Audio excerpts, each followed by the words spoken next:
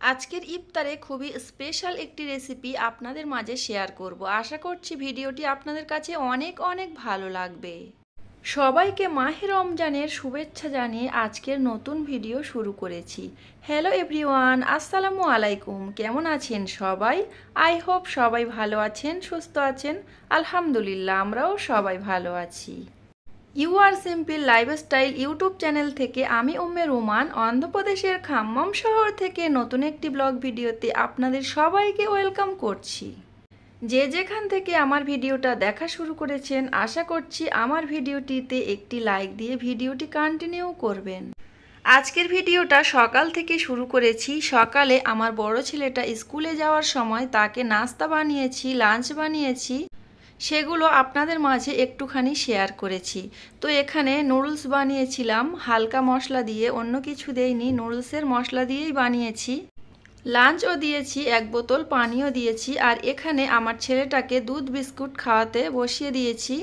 আমার বড় বাচ্চাটাকে খাইয়ে এখন দুইজনকে নিয়ে স্কুলে চলে যাচ্ছি। আজকের ভিডিওটা সকালের দিকে একটুখানি আপনাদের সঙ্গে শেয়ার করেছি। তারপরে কিন্তু গোসল করেছি, নামাজ পড়েছি, বিভিন্ন ধরনের কাজ করেছি, সেগুলো আর আপনাদের মাঝে তুলে ধরিনি। প্রত্যেক দিন একই রকম ভিডিও আপনাদের মাঝে শেয়ার করতে ভালো লাগে না। তো আমরা যেহেতু গৃহিণী, তো প্রত্যেক দিনের কাজ একই রকম, তো একটু ঘুরিয়ে ফিরিয়ে আপনাদের মাঝে শেয়ার করা। আজকের ইফতারিতে খুবই স্পেশাল একটি রেসিপি বানাবো। তার জন্য আমি প্রথমে আলুটাকে সিদ্ধ করে নিয়েছিলাম প্রেসার কুকারে। গ্যাস ওভেনে তেলের কড়া বসিয়ে দিয়েছি। কড়াতে অল্প পরিমাণে তেল দিয়েছি, একটুখানি আদা রসুন বাটা দিয়েছি আর পেঁয়াজ কুচি দিয়ে দিয়েছি। এগুলো এখন ভেজে নেব। আর অপর সাইডে একটা ফ্রাই প্যান বসিয়ে দিয়েছি। তো একদিকে গ্যাস ওভেন চালিয়ে কাজ করলে হবে না, রোজার দিনে দুইটা গ্যাস ওভেন, ইন্ডাকশন ওভেন সব কিছু চালিয়ে কাজ করতে হবে। সকালের দিকে একটু আরাম করে কাজ করলেও বিকালের দিকে ছুটে ছুটে কাজ করতে হয় প্রত্যেক গৃহিণীদের। আমার যেহেতু ছোট বাচ্চা আছে, তাদের কথা মাথায় রেখে আমারও অনেকটাই ছোটাছুটি করতে হয়। সকালেও ছোটাছুটি করতে হয় আর বিকালেও ছোটাছুটি করতে হয়। এদিকে আমি তো বেগুনটা কেটে নিয়েছি আর মশলাও দিয়ে দিয়েছি। আর এখানে আমি সিদ্ধ করা আলুগুলো কড়াতে ঢেলে দিয়েছি। প্রথমে ভেবেছিলাম আলুটা আগে আমি হাত দিয়ে মাখিয়ে নেব, তারপর ভাবলাম ডাইরেক্ট কড়ার মধ্যে দিয়ে একটা গ্লাস দিয়ে চাপ দিলে কিন্তু হয়ে যায়। তো আমার কাছে আলু ম্যাশার ছিল, আলু ম্যাশারটা একটু চৌকো টাইপের, যার কারণে কিন্তু আমি গ্লাসের পিছনটা দিয়ে আলুটাকে ম্যাশ করে নিচ্ছি। গ্লাসের পিছন দিয়ে খুব সুন্দর করে আলুটাকে আমি মাখিয়ে নিয়েছি পেঁয়াজের সঙ্গে ডাইরেক্ট কড়াতে। কড়া কিন্তু এখন গরম অবস্থাতেই আছে। এই কাজটা খুবই সাবধানতার সাথে করতে হবে, কারণ গরম কড়ার সঙ্গে যুদ্ধ হচ্ছে, এখানে ছ্যাঁকা লেগে যেতে পারে। কয়েকদিন আগে রান্না করতে গিয়ে আমার হাতে ছ্যাঁকা লেগে গিয়েছিল আর ফোসকাও পড়ে গিয়েছিল, সেই দাগ এখনো পর্যন্ত হাতে থেকে উঠছে না। তো যাই হোক, আলুটা তো মাখিয়ে নিয়েছি। তারপরে আমি এর মধ্যে লবণ দিয়েছি আর চিলি ফ্লেক্স দিয়েছি, যেটাকে শুকনা লঙ্কার গুঁড়া বলে। রমজান মাসের আগে আমি শুকনো লঙ্কা ভেজে আর গুঁড়ো করে রেখেছিলাম কোটোর মধ্যে, যাতে করে চপ করতে অনেকটাই সুবিধা হয়। তো আজকে যেহেতু চপ বানাচ্ছি, যার কারণে কিন্তু আমি ওই শুকনো লঙ্কাটা নিয়েছি। আজকের একটু অন্যরকম করে চপ বানাচ্ছি, সেটা আপনাদের সঙ্গে শেয়ার করছি। আশা করছি আপনাদের অনেক অনেক ভালো লাগবে। আলুর চপ বানাতে গেলে এখানে প্রথমে আলুটা যদি তেলের মধ্যে দিয়ে সব রকম মশলা দিয়ে একটু ভাজা ভাজা করে নেওয়া যায়, তাহলে আলুর চপটা খেতে ভীষণ ভালো লাগে। এদিকে আলুর চপের জন্য আলুটা ভাজা ভাজা হচ্ছে, অপর সাইডে আমি ফ্রাই প্যানে বেগুনটা ভেজে নেব। আগে থেকে তো মশলা দিয়েছিলাম, এখন মশলাটা মাখিয়ে নিচ্ছি আর একটা একটা করে বেগুন তেলের মধ্যে দিয়ে দেব। আপনাদের ভাইয়া বাজার থেকে বেগুন এনেছিল আর বেগুন প্রথম দিনে আমি ভাজা করেছিলাম, খেতে ভীষণ ভালো লেগেছিল। তাই ভাবলাম আজকেও বেগুন ভাজা করে নেই। গ্যাস ওভেনে এক সাইডে বেগুন ভাজা করছি আর এক সাইডে চপের জন্য আলুটা ভেজে নিচ্ছি। আজকে আমি কয়েক ধরনের ভাজা পোড়া ইফতারে রাখবো, কারণ আগের দিন কোনো ভাজা পোড়া খাওয়া হয়নি। যে আলুটা ভাজা করছিলাম চপের জন্য, ওর মধ্যে আমি একটু গরম মশলার গুঁড়া দিয়ে দিলাম। সারাদিন রোজা রেখে ইফতারিতে যদি তেলে ভাজা খাওয়া হয়, তাহলে কিন্তু শরীরটা অনেকটাই অসুস্থ হয়ে যায়। তারপরও ইফতারিতে যদি ভাজা পোড়া না থাকে, তাহলে নিজের কাছে একদমই ভালো লাগে না। মনে হয় যেন ইফতারের কোথাও না কোথাও কিছু বাকি আছে। তো তার জন্য আজকে তেলে ভাজা করছি কিছুটা, তবে সব সময় করব না, আবার সব সময় খেলে শরীরটা অসুস্থ হয়ে যায়। যেদিন ভাজা পোড়া ছাড়া ইফতার করেছি ওই দিন কিন্তু শরীরটা অনেকটাই সুস্থ ছিল, আর ভাজা পোড়া খাওয়ার পরে কিন্তু শরীরটা অনেকটাই অসুস্থ হয়ে গিয়েছে। আসলে ভাজা পোড়া হচ্ছে মুখরোচক জিনিস, মুখে রুচি আনে কিন্তু শরীরকে অনেকটাই ক্ষতি করে দেয়। আজকে আমি কয়েক ধরনের ভাজা পোড়া করব, তার জন্য আমি বেসনের ব্যাটারটাকে রেডি করে নিচ্ছি। বেসনের ব্যাটার রেডি করার জন্য প্রথমে আমি দিয়েছি বেসন, তারপরে দিয়েছি চালের গুঁড়া, হলুদ গুঁড়ো একটু দিয়েছি, লঙ্কা গুঁড়ো দিয়েছি, লবণ দিয়েছি, সাথে আমি আদা রসুন পেস্ট দিয়েছি। সব কিছু শুকনো উপকরণ দিয়ে আমি হ্যান্ডউইচের সাহায্যে ভালোভাবে মাখিয়ে নিচ্ছি প্রথমে। তারপর এর মধ্যে অল্প অল্প করে পানি দিয়ে সুন্দর একটা ব্যাটার তৈরি করে নেব। অনেক নতুন গৃহিণী আছে যারা এখনো পর্যন্ত চপ বেগুনি করার জন্য ব্যাটার রেডি করতে পারে না, তো তারা যদি আমার ভিডিওটি দেখে থাকেন অবশ্যই শিখে যাবেন। খুব সুন্দর করে আমি এখানে চপ বেগুনি তৈরি করার জন্য ব্যাটারটা রেডি করে নিলাম। আজকের ভিডিওতে যে স্পেশাল ভাজা আইটেমটি আপনাদের সঙ্গে শেয়ার করব, তার আগে আমি প্রথমে এখানে ফলমূলগুলো কেটে নিচ্ছি।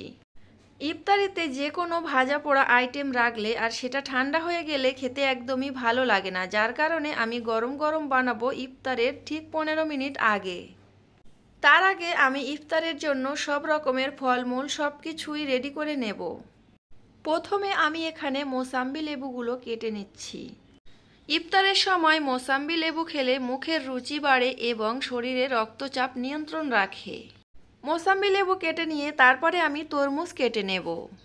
তরমুজের কালারটা মাশাল্লাহ অনেক লাল ছিল, দেখতে ভীষণ ভালো লাগছিল আর খেতেও অনেকটা মিষ্টি ছিল। আমি যেহেতু খেয়ে ভয়েস দিচ্ছি তাই আপনাদের সঙ্গে বলতে পারছি। আমাদের মতো মধ্যবিত্ত ফ্যামিলিতে স্পেশাল কি ভাজা পোড়া ইফতারে রাখি সেটা তো আপনাদের সঙ্গে শেয়ার করব, তো আপনারা সম্পূর্ণ ভিডিওটি দেখতে থাকুন। আশা রাখছি এই ভিডিওটি আপনাদের কাছে একটু হলেও ভালো লাগবে। ভিডিওটি আপনাদের কাছে যদি ভালো লাগে তাহলে অবশ্যই ভিডিওটিতে একটি লাইক দিয়ে দেবেন।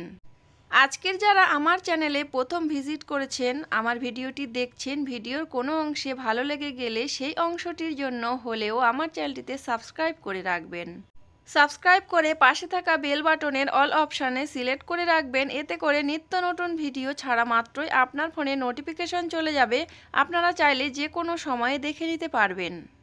আমরা যেহেতু মধ্যবিত্ত পরিবারের বউ, তা আমাদের কোনো ডাইনিং টেবিল নেই, যার কারণে কিন্তু আমাদের যে খাওয়ার টেবিলটা আছে ওটা একটু সুন্দর করে গুছিয়ে নিচ্ছি, আর সেটা আপনাদের সঙ্গে শেয়ার করছি। শসা কেটে নিয়েছি, আপেল কেটে নিয়েছি, খেজুর ধুয়ে নিয়েছি, আঙ্গুর ধুয়ে নিয়েছি, মোসাম্বি লেবু তো কেটে নিয়েছি, তরমুজ কেটে নিয়েছি, আর কাঁচা ছোলা সুন্দর করে ধুয়ে নিয়েছি। আজকে যেহেতু ইফতারে তেলে ভাজা আইটেম রাখছি, যার কারণে আমি কোনো ছোলা ভুনা করিনি, কাঁচা ছোলাই রেখে দিয়েছি। আজকের ইফতার আয়োজনে যতটুকু ছিল ততটুকু টেবিলে গুছিয়ে নিয়েছি। তারপরে এখন চলে এসেছি ভাজা পোড়া করার জন্য। বেগুনি করার জন্য বেগুন কেটে নিয়েছি। আজকের ইফতারের স্পেশাল যে রেসিপিটা বানাবো তার জন্য আমি টমেটো কেটে নিয়েছি। গ্যাস ওভেন অন করে দিয়েছি, একটা কালো কড়া বসিয়ে দিয়েছি। এই কড়াতে আমি সব সময় ভাজাভুজি করি, আর এই কড়াতে ভাজাভুজি করলে আমার কাছে তো ভীষণ ভালো লাগে। তেলে ভাজা করার জন্য আমি এখানে অনেকটা পরিমাণে তেল দিয়ে দিলাম কড়াতে। এক সাইডে তেল গরম হতে থাক, অপর সাইডে আমি সব কিছুই রেডি করে নিচ্ছি। আজকে যে আলুর চপটা বানাবো সেটা একটু স্পেশাল করে বানাবো। আলুর চপের মধ্যে টমেটো কেটে নিয়েছিলাম, ওই টমেটো একটা করে দিয়ে দেব, এতে করে আলুর চপটা খেতে ভীষণ ভালো লাগবে। অনেকে এর মধ্যে ডিম দিয়ে করেন, তো আমি আজকে টমেটো দিয়ে করছি। রোজার সময় ভাজা পোড়াতে যদি একটু টক টক ভাব আসে তাহলে আমার কাছে ভালোই লাগে। আপনাদের কাছে যদি ভালো লাগে তাহলে আমার মতো করে এভাবে করে আলুর চপ করে নিতে পারেন। তো আমি যেভাবে করছি, অনেকে আবার এটাকে ডিমের মধ্যে দিয়ে ব্লেড গামে গড়িয়ে নিতে পারেন, যারা বেসনের ব্যাটার দিয়ে চপ খেতে পছন্দ করেন না। আমি যেহেতু সব রকম পছন্দ করি, আমার মুখের রুচি সব রকমই ভালো লাগে, যার কারণে কিন্তু আমি এখানে বেসনের ব্যাটার রেডি করে নিয়েছি। আলুর মধ্যে কিভাবে টমেটো দিচ্ছি সেটা আপনারা দেখেই বুঝতে পারছেন, তো আপনাদের সঙ্গে 2-3টা শেয়ার করে দিলাম। তেল গরম হওয়া পর্যন্ত আমি এগুলো রেডি করে নেব, আর তেলটা গরম হয়ে গেলে তারপরে আমি একে একে সবগুলো দিয়ে দেব। এগুলো কিছুটা রেডি হয়ে গেছে, তখনই দেখছি তেল গরম হয়ে গিয়েছে। তারপরে ভাবলাম প্রথমে আমি বেগুনিটা বানিয়ে ফেলি। বেগুনি বানানোর জন্য একই ব্যাটারে আমি বেগুনগুলো চুবিয়ে আর তেলের মধ্যে দিয়ে দেব। বেগুনগুলো একটু পাতলা করে কেটে প্রথমে ধুয়ে নিয়েছিলাম, তারপরে পাতলা করে কেটে লবণ মাখিয়ে নিয়েছিলাম। আমি জানি আমার অনেক অনেক অভিজ্ঞ আপুরা সবাই বেগুনি আলুর চপ করতে পারে, তারপরও আমি কিভাবে করছি সেটা একটু আপনাদের সঙ্গে তুলে ধরলাম।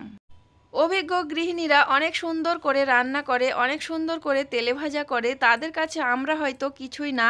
তো আমরা কিভাবে করছি সেটা একটু আপনাদের সঙ্গে শেয়ার করছি। অনেকে জানেন না, তো যারা জানেন না তারা শিখে নিতে পারেন। আজকে দিনের ভিডিওটা আপনাদের কাছে কেমন লেগেছে অবশ্যই কমেন্ট করে জানাবেন। আজকের ভিডিওটা আমি অনেক রকমের ক্লিপ নিয়েছি, বিভিন্ন রকমভাবে ভিডিও বানিয়েছি আপনাদের সঙ্গে শেয়ার করার জন্য। অনেক সময় ভিডিও বানাই নিজের কাছে ভালো লাগে না, তো আজকের ভিডিওটা আমার কাছে তো ভালোই লাগছিল। আপনাদের কাছে কেমন লেগেছে অবশ্যই জানাবেন। অনেক কষ্ট করে ভিডিও শুটিং করেছি আপনাদের সঙ্গে শেয়ার করার জন্য। রান্না বান্না কম বেশি আমরা সবাই পারি, কিন্তু রান্না বান্নার সাথে ভিডিও ক্যাপচার করে আর সেগুলো এডিটিং করে ভয়েস দিয়ে আপনাদের মাঝে শেয়ার করা অনেক কষ্টকর। আমরা যারা লাইফস্টাইল ব্লগ ভিডিও বানাই আমরা কিন্তু এই রকমের কষ্ট প্রায়ই করে থাকি। এতক্ষণ পর্যন্ত যারা আমার ভিডিওটি দেখছেন, আমার কথাগুলো শুনছেন, আমাকে ভালোবেসে ভিডিওটিতে একটি লাইক দিয়ে দেবেন। অলরেডি যারা আমার ভিডিওটিতে লাইক দিয়ে কন্টিনিউ করছেন তাদেরকে জানাই অসংখ্য অসংখ্য ধন্যবাদ। তাদের জন্য আমার মন থেকে অনেক অনেক ভালোবাসা রইল। আজকের ভিডিওতে ভয়েস দিতে অনেকটাই কষ্টকর হয়ে যাচ্ছিল, কারণ আমি একবার ভয়েস দিচ্ছি বাচ্চা কান্না করছে, একবার ভয়েস দিচ্ছি পাশের বাড়িতে চেঁচামেচি হচ্ছে, তো সব কিছু মিলিয়ে যেন একটা কেমন অবস্থা হয়ে যাচ্ছে। আজকের ভিডিওর কথার মধ্যে যদি কোনো কিছু ভুল বলে থাকি তাহলে আপনারা ক্ষমা দৃষ্টিতে দেখবেন। চপ করার জন্য টমেটো আলু দিয়ে যেটা তৈরি করে নিয়েছিলাম ওটা আমি বেসনের মধ্যে ডুবিয়ে এখন তেলের মধ্যে দিয়ে দিচ্ছি। আলুর চপ বানাতে গিয়ে হাতে যে বেসনের ব্যাটার লেগেছিল ওটা আমি বাটিতে দেওয়ার চেষ্টা করছি, আর এদিকে আমি আলুর চপগুলো একটু উল্টে পাল্টে ভেজে নিচ্ছি। অনেকটা কালারফুল করে এগুলো ভেজে নেব। দেখতে যতটা ইয়াম্মি লাগছিল খেতেও ততটাই লোভনীয় হয়েছিল। টমেটো দিয়ে আলুর চপ যারা এখনও পর্যন্ত বানাননি তারা একবার হলেও বানিয়ে দেখতে পারেন। অনেক সময় আপনারা তো ডিম দিয়ে ভাজা করে খেয়েছেন, তো এইভাবে টমেটো দিয়ে একবার বানিয়ে দেখবেন। আপনাদের কাছে কেমন লাগে অবশ্যই কমেন্ট করে জানাবেন। সবগুলো আলুর চপ বেগুনি কালারফুল করে ভেজে নিয়েছি, আর যে ব্যাটার কিছুটা বেঁচে ছিল ওর মধ্যে আমি পেঁয়াজ কেটে দিয়েছি, লঙ্কা কেটে দিয়েছি, দিয়ে আমি সুন্দর করে পেঁয়াজু বানিয়ে নিলাম। আজকে যেহেতু অনেকগুলো ভাজা পোড়া করেছি তাই কয়েকজনকে দেওয়ার জন্য চেষ্টা করেছি, তো কতগুলো অন্যজনকে দিয়ে দিয়েছি। আর এখন ইফতারের টাইম হয়ে গিয়েছে, ওদিকে কিন্তু আমার ভাজা পোড়া চলছে আর ইফতার আপনাদের ভাইয়া খাচ্ছে, আমিও খাওয়া শুরু করে দিয়েছি। আর ভাজা পোড়া যেহেতু রেডি হয়ে গিয়েছে, পরিবেশন করা হয়নি, এখন ভাবলাম একটু পরিবেশন করে আপনাদের সঙ্গে শেয়ার করে দেই। অনেকটা পরিমাণে ভাজা পোড়া করেছি যার কারণে অনেকটা সময় লেগেছে, তাই আজান দিয়ে দিয়েছে। তো যাই হোক, আমার বাচ্চারা কেমনভাবে ইফতার করছে, আমরা কেমনভাবে ইফতার করছি সেগুলো আপনাদের মাঝে একটু তুলে ধরলাম। টমেটো দিয়ে যে আলুর চপটা বানিয়েছিলাম আমার বাচ্চা খেতে ভীষণ পছন্দ করেছিল, আমার কাছেও ভালো লেগেছিল, তবে আমার হাজবেন্ডের কাছে মোটেও ভালো লাগেনি। হাজবেন্ডের ভালো লাগার জন্য সুন্দর করে একটা আলুর চপ বেগুনি এগুলো বানিয়েছি, তো হাজবেন্ডের কাছে ভালো লাগেনি, কি আর করার। তবে ভাবলাম কালকে আবারও বানিয়ে দেব আমার হাজবেন্ডের পছন্দ মতো। আসলে আমার হাজবেন্ড সব সময় ঝাল ঝাল খাবার পছন্দ করে। ভর্তা হবে ঝাল ঝাল, তরকারি হবে ঝাল ঝাল, চপ বেগুনি হবে ঝাল ঝাল। আমার যেহেতু দুইটা বাচ্চা আছে তাদের কথা মাথায় রেখে কিন্তু আমি একটু ঝাল কম দেওয়ার চেষ্টা করি যাতে করে আমার বাচ্চারা খেতে পারে।